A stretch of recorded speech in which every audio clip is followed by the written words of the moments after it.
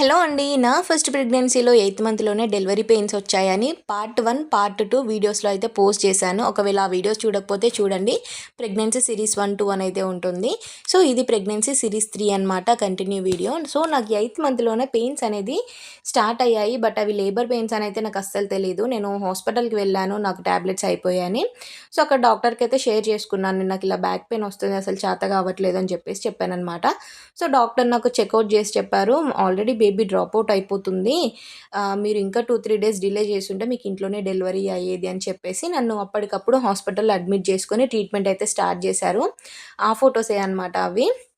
So, నాకు eighth month పడి ఒక 10 డేస్ అయ్యాక అలా డెలివరీ పెయిన్స్ అనేది స్టార్ట్ అయ్యాయి. నేను అప్పుడు హాస్పిటల్‌కి వెళ్ళకపోతే నాకు ఇంట్లోనే డెలివరీ అయ్యేదని డాక్టర్ అయితే చెప్పారనమాట. సో, నన్ను 1 వీక్ దాకా హాస్పిటల్‌లో ఉంచుకొని నాకొచ్చిన డెలివరీ పెయిన్స్ ఆపేసి బేబీ హార్ట్ బీట్ చెక్ చేస్తూ, నా హెల్త్ కండిషన్ అనేది చెక్ చేస్తూ 1 వీక్ అయితే నాకు ట్రీట్మెంట్ అయితే ఇచ్చారనమాట అప్పుడు.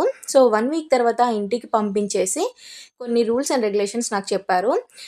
కాళ్ళ కింద ఏదైనా ఎత్తు వస్తువు పెట్టుకొని పడుకోవాలి. తల కిందకుండాలి, కాళ్ళు పైకుండాలి అని చెప్పేసి అలా కొన్నైతే చెప్పారు. వాష్‌రూమ్ వెళ్ళినప్పుడు, వచ్చినప్పుడు జాగ్రత్తగా వెళ్ళి రండి. తోడెవరినైనా తీసుకెళ్ళండి అని ఇలా చెప్పారనమాట. సో, అప్పుడు నాకు నైన్త్ మంత్ పడేదాకా మీరిలా జాగ్రత్తగా ఉండాలి. నైన్త్ మంత్ పడ్డాక మనం ఎప్పుడైనా డెలివరీ చేసేద్దాం. పెయిన్స్ రావడానికి ఏదైనా ఒకటి దారి చూద్దాం అని చెప్పేసి అన్నారు.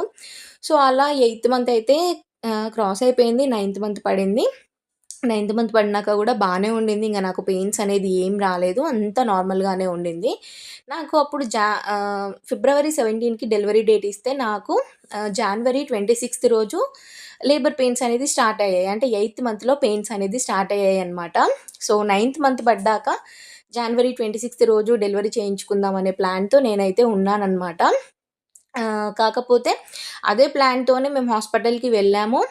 అంటే జనవరి 20 రోజేమో హాస్పిటల్‌కి వెళ్తే అప్పుడు నాకు కరోనా వచ్చిందనైతే చెప్పారనమాట. సో, అప్పుడు టెన్షన్ చూడాలి నాకు. అరే! డెలివరీ చేయించుకుందాం అనే టైంకి కరోనా ఏంటి అని చెప్పేసి చాలా రిస్కీ సిట్యుయేషన్ అనమాట. అప్పుడు డాక్టర్స్ అయితే ఎవ్వరూ నన్ను దగ్గరికి తీసుకోలేదు. డెలివరీ చేయడానికి డేర్ చేయలేదు. ఏంటి అనేది నెక్స్ట్ వీడియోలో పోస్ట్ చేస్తాను.